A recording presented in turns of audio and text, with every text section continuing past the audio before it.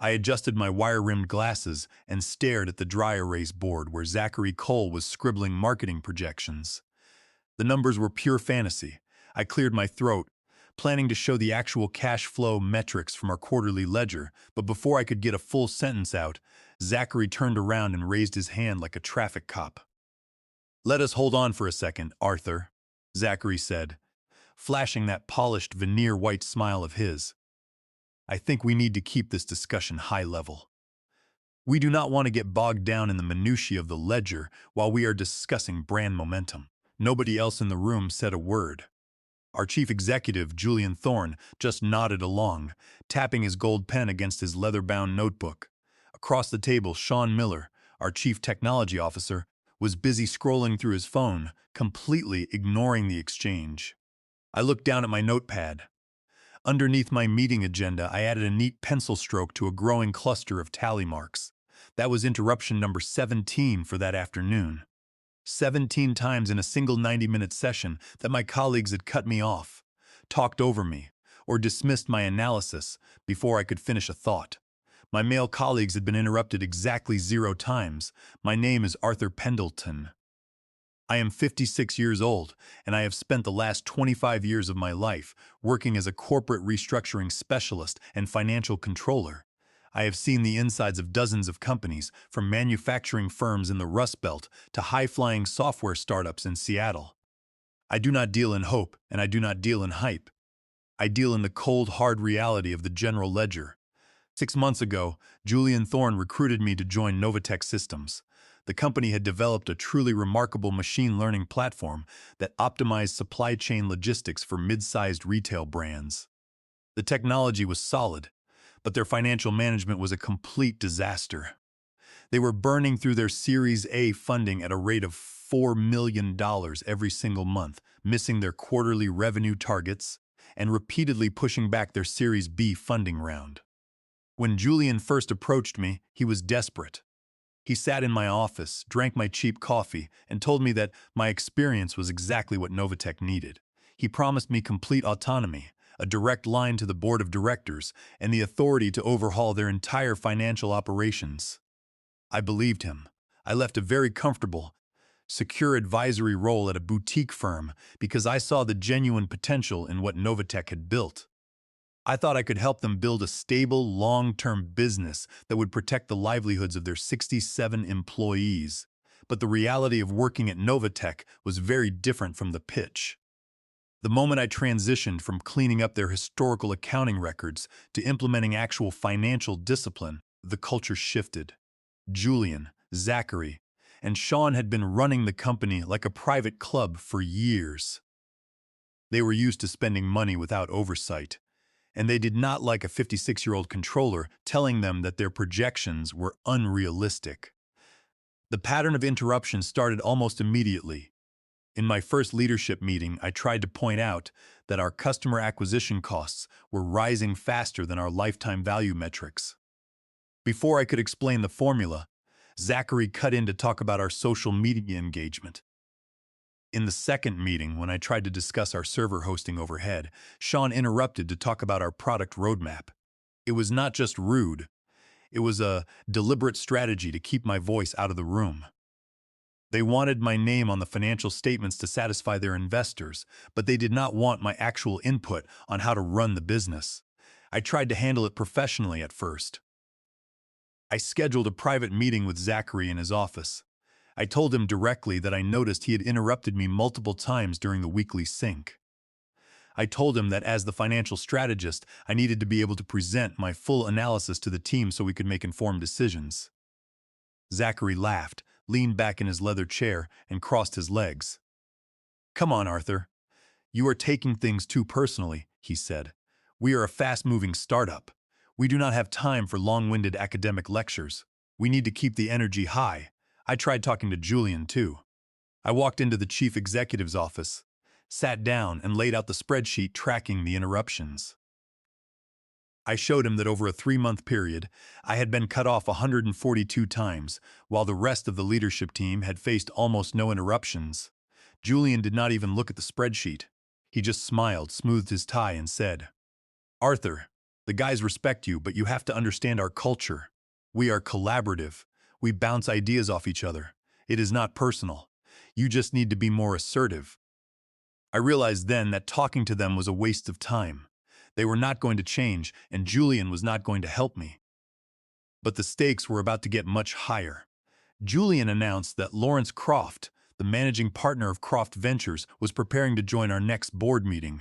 Croft Ventures was evaluating an $80 million Series B investment in Novatech. If we did not secure that money, the company would run out of cash in less than 45 days. The entire future of the business depended on that single meeting. That night, I sat in my home office in New York.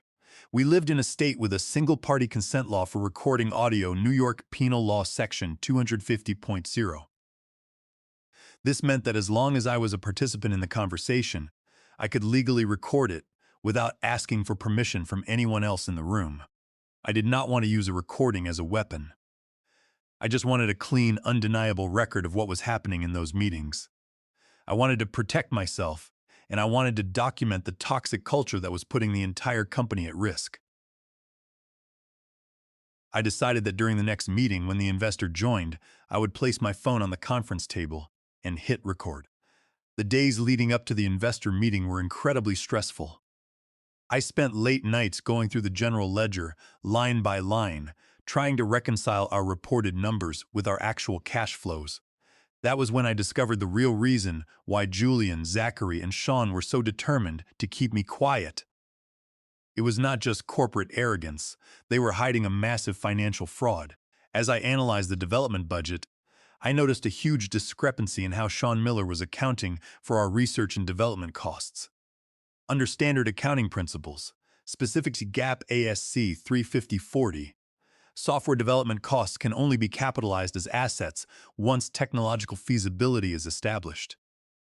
Preliminary project stages, research, and failed development features must be expensed immediately as operating costs. But Sean had capitalized 85% of all software development costs over the last 18 months. He had categorized preliminary research, internal testing, and even abandoned product lines as valuable capitalized software assets on our balance sheet. This accounting trick artificially inflated our net assets by over $12 million. By keeping these costs off the income statement, they had made our operating losses look much smaller than they actually were. It got worse. When I looked at the marketing expenses, I found that Zachary Cole had been capitalizing our digital advertising spend. He had created an asset account called Prepaid Customer Acquisition Costs and was amortizing our daily Google and Facebook ad spend over a 3-year period. This is a flagrant violation of GAAP. Marketing expenses must be recognized immediately when they are incurred. By capitalizing these costs, Zachary had kept another $8 million of expenses off the books. Together, these two accounting tricks made Novatech look like a healthy, rapidly growing software company with a strong balance sheet. In reality, the company was a hollow shell. Our actual valuation was not the $250 million Julian was pitching to investors. It was barely $40 million. If we restated our financial records to comply with GAAP, our operating losses would double, and our balance sheet would show that we were on the verge of technical insolvency. I immediately drafted a comprehensive, honest audit report. I laid out the GAAP violations, calculated the correct valuations, and listed the adjustments we needed to make. I printed 3 copies, walked into Julian's office, and closed the door. Zachary and Sean were already there, sitting on the sofa, laughing about a marketing video. I placed the audit report on Julian's desk. "We have a major problem," I said. "Our capitalized R&D and marketing assets do not comply with GAAP. We have inflated our balance sheet by $20 million. We cannot present these financial statements to Croft Ventures." The laughter stopped instantly. Julian picked up the report, flipped through a few pages, and set it down. His face was tense. "Arthur, we have talked about this," he said, his voice tight. "These are internal accounting interpretations. Our auditors have not raised any issues." "Our external auditors only see what you show them," I replied. "I am the controller, and I am telling you these numbers are fraudulent. If we present these to Lawrence Croft, we are committing securities fraud under federal law." Zachary stood up and walked over to me.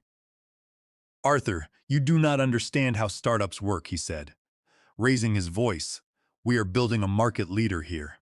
Once we get the 80 million, we will clean up the books. But we need to secure the funding first. You are trying to kill the deal over technicalities. It is not a technicality, Zachary," I said. "It is the law, and as directors and officers of this company, we owe a fiduciary duty to our shareholders and investors under California Corporations Code Section 309.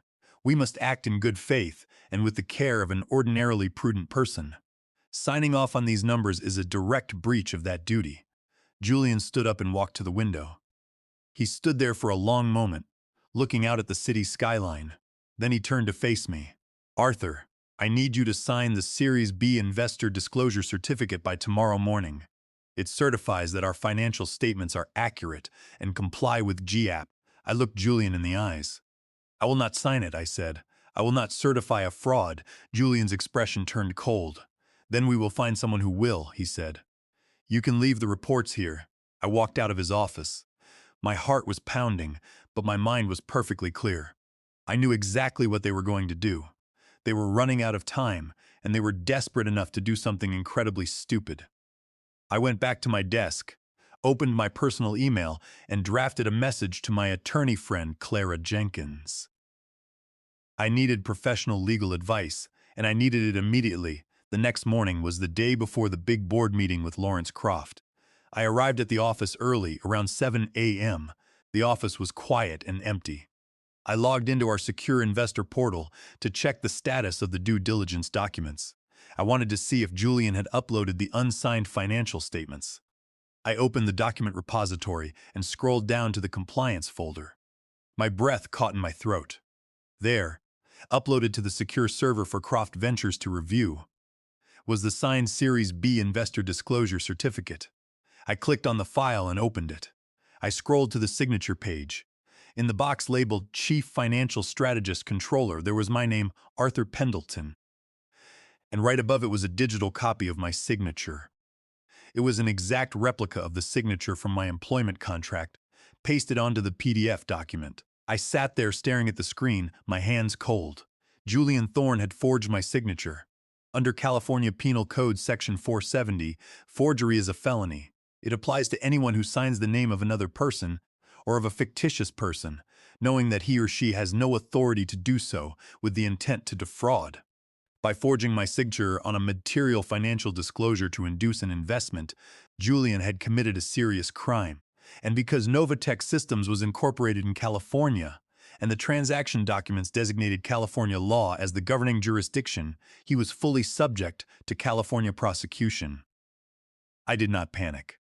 I downloaded the PDF document, took screenshots of the file metadata showing that the document had been uploaded from Julian's user account at 11:42 p.m. the night before, and saved everything to an encrypted flash drive.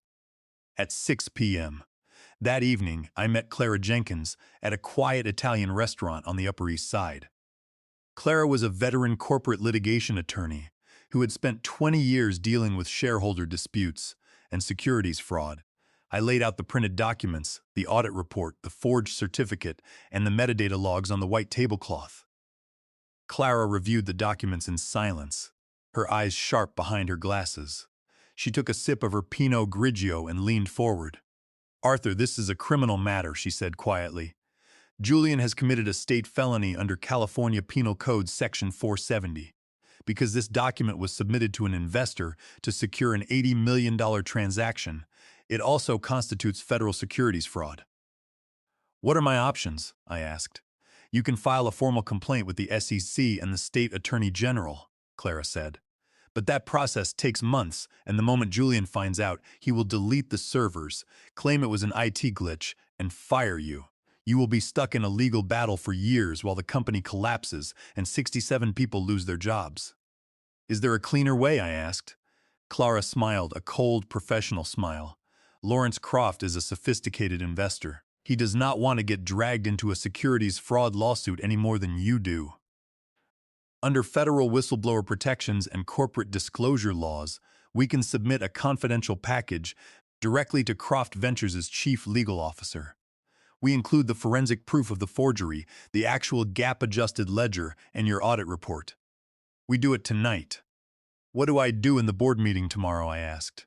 You join the meeting, Clara said. You let Julian and the guys run their play. They will try to silence you to keep you from speaking to Lawrence. Let them. The contrast between their behavior in the meeting and the evidence we are sending tonight will make it impossible for Julian to deny the fraud.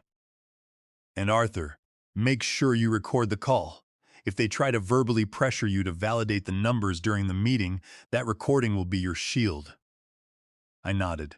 Do it, Clara. Send the package to Croft's legal team. We finished our dinner in silence. When I got home, I spent 2 hours preparing my presentation slides. I did not change a single number. I kept the honest, gape-adjusted figures on the slides. I knew Julian would try to prevent me from showing them, but I wanted to be prepared.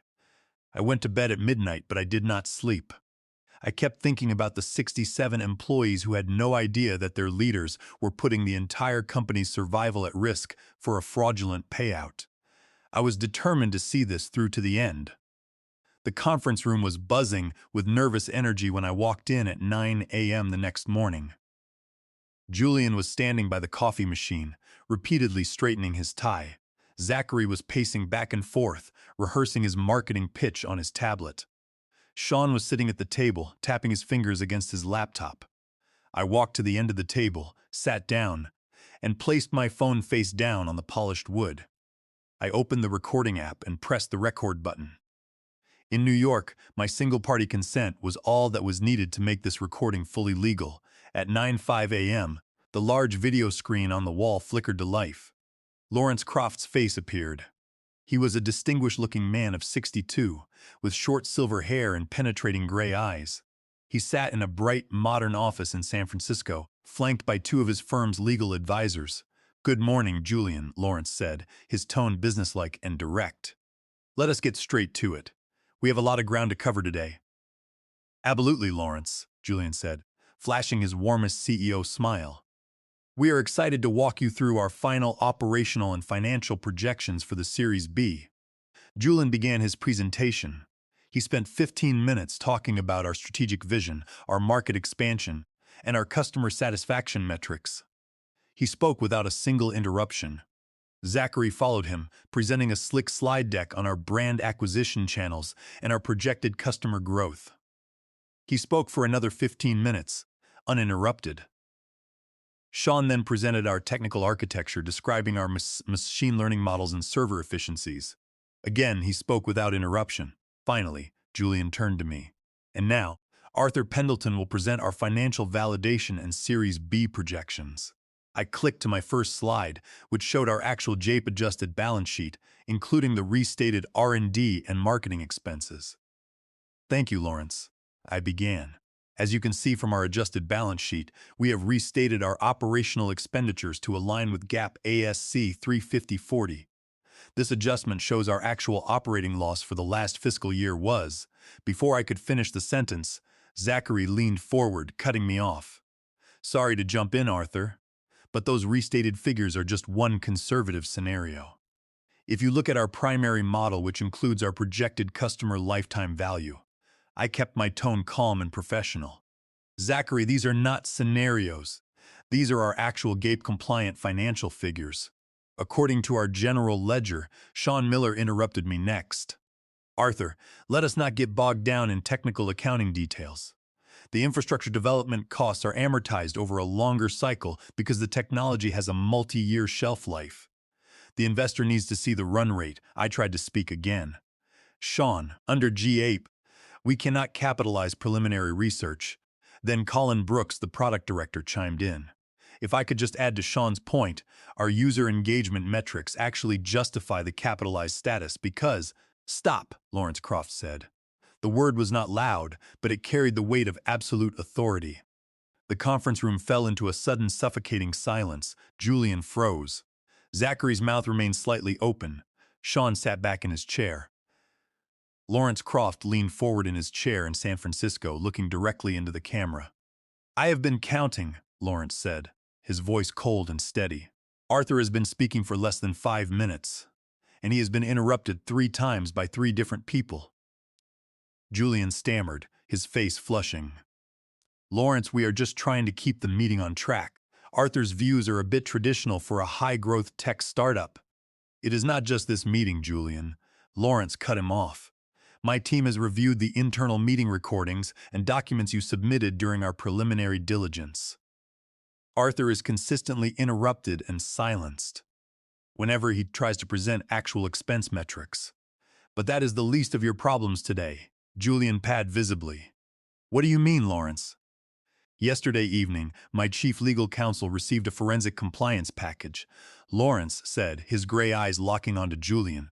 It contained a detailed audit of your general ledger, showing that you have capitalized $20 million of operating and marketing expenses in violation of GAAP. More importantly, it contained forensic proof that the signature of Arthur Pendleton on the Series B investor disclosure certificate was forged. The room went dead silent. You could hear the hum of the air conditioning unit. Julian's face turned completely gray. Sean Miller looked down at his hands, his face pale. Zachary Cole looked like he had been struck by lightning. Lawrence Croft continued, his voice dropping to a dangerous whisper. Under California Penal Code Section 470, a forged signature on a material disclosure document is a felony. It voids the transaction certificate ab initio. This is not a difference in accounting interpretation, Julian. This is criminal fraud, and we do not invest in criminal enterprises. Julian Thorne tried to speak, but his voice was cracked and strained. Lawrence, please, he whispered. There must be some mistake. The document was prepared by our administrative team. I did not realize. Save it, Julian. Lawrence interrupted. My legal team has already verified the metadata. The forged document was uploaded directly from your user account. We have the forensic trail. If we withdraw our investment today and refer this evidence to the Securities and Exchange Commission and the California Attorney General, Novatech Systems, we'll go under by the end of the month, and you, Sean, and Zachary will be facing federal and state indictments. Julian sat back, his eyes wide with terror. Zachary looked like he was about to vomit. Sean was trembling. However, Lawrence continued, we still believe in the core technology that Novatech has built. We believe in the product, and we want to protect the employees and the customers who rely on it. But we will not proceed under your current leadership. Lawrence laid out his conditions, his tone leaving no room for negotiation. Here is the deal. First, Julian, Sean, and Zachary will resign from Novatech Systems immediately for cause, effective today. You will forfeit all of your unvested stock options and any claims to severance. If you refuse, we will hand the evidence to the authorities within the hour. Julian nodded slowly, his hand shaking. We accept, he whispered. Second, Lawrence said, we will proceed with our $80 million investment, but the capital will be structured under our direct oversight. Arthur Pendleton will be appointed as the new Chief Executive Officer and Interim Trustee of Novatech Systems, reporting directly to our investment board. Arthur will receive a 15% equity package in the restructured entity to align his interests with ours. I sat stunned. I had expected to expose the fraud and protect the company, but I had never imagined that Lawrence Croft would offer me the CEO position. Third, Lawrence concluded, Arthur will immediately implement a complete restructuring of the company's financial records to bring them into full compliance with GAAP, writing off the capitalized R&D and marketing assets. We will build a clean, honest business. Do these terms work for you, Arthur? Finding my voice, I looked directly into the camera. Yes, Lawrence, I replied. I believe in Novatech's product, and I am committed to rebuilding this company on a foundation of integrity and compliance. Excellent, Lawrence said. Our legal team will send over the resignation agreements and Arthur's new contract within the hour. I expect them signed and returned by the end of the day. This meeting is adjourned. The video screen went black. The silence in the conference room was deafening. Julian stood up slowly, not looking at anyone, and walked out of the room. Zachary and Sean followed him, their heads down. I picked up my phone and stopped the recording. The audio file was saved, but I knew I would never need to use it. The truth had already won. By 5 p.m. that afternoon, the resignation agreements and my new contract were signed and executed. The transition was immediate. The next morning, I called an all-hands meeting in the main common area. All 67 employees gathered around, their faces filled with anxiety. They had heard rumors of the leadership shakeup and feared the worst. I stood before them, wearing my usual comfortable sweater instead of a stiff corporate suit. I told them the truth, that the company had secured the $80 million investment, that their jobs were completely safe, and that we were transitioning to a new leadership team focused on long-term sustainability and transparency.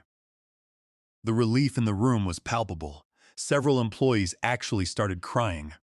Over the next 12 months, we restructured Novatech Systems from the ground up. I promoted Colin Brooks to Chief Operating Officer. Colin was a brilliant product developer who had learned the hard way that listening to the financial reality was the key to building a sustainable product. Together, we eliminated the bloated digital marketing campaigns that Zachary had set up, focusing instead on high-value, organic B2B partnerships. We restated our financial records, writing off the capitalized expenses and establishing a solid, JAPE-compliant balance sheet. The results spoke for themselves. Within 18 months under the new strategy, Novatech became profitable. Our customer retention rate increased by 35%, and our valuation grew from a restated $40 million to a solid $150 million. The company was no longer a hollow shell. It was a stable, thriving business. Julian, Zachary, and Sean disappeared from the tech community. Their reputations were completely ruined, and they spent the next 2 years dealing with civil shareholder lawsuits and regulatory investigations. Exactly 2 years.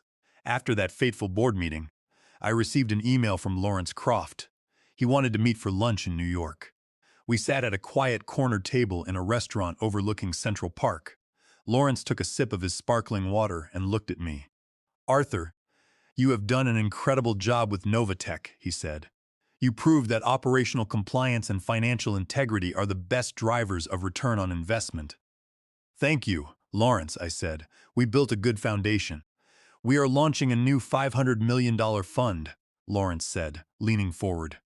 "It is focused on acquiring and restructuring undervalued tech companies with solid foundations but flawed strategic execution. We need someone who understands the engineering of a business and the legal guardrails that keep it safe. I want you to join Croft Ventures as a senior managing partner." The offer was life-changing. It meant a significant partnership share in a major venture capital firm and the opportunity to shape the corporate culture of dozens of companies across the country. I accepted the offer, transitioning the CEO role at Novatech to Colin Brooks, who was more than ready to lead. On my final day at Novatech, I walked into the empty conference room where it all began. I took out my phone, opened the recording app, and looked at the audio file of the investor meeting from 2 years ago. I hovered my finger over the screen for a moment, then pressed delete. The evidence was no longer necessary. The results had spoken for themselves. I still keep the little notepad with those 17 tally marks on my desk at Croft Ventures. It serves as a reminder of where this journey started. Now, when I evaluate potential investments, I do not just look at the product decks or the pitch books. I sit in their meetings and watch how they treat their people. I watch who speaks and who gets silenced. It is the most reliable indicator of a company's true value. True corporate power is not about being the loudest voice in the room. It is about building a foundation so solid that no amount of arrogance can bring it down. And when you have the law as your shield and the truth as your guide, you do not need to shout to be heard.